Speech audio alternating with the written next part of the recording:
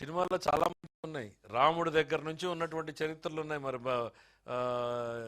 National లెవెల్లో ఉన్నటువంటి మోడీ గారు ఏం కొటేషన్స్ చెప్తాడు, జగన్మోహన్ రెడ్డి గారి ఫాలోయర్లు ఏం కొటేషన్స్ చెప్తున్నారు.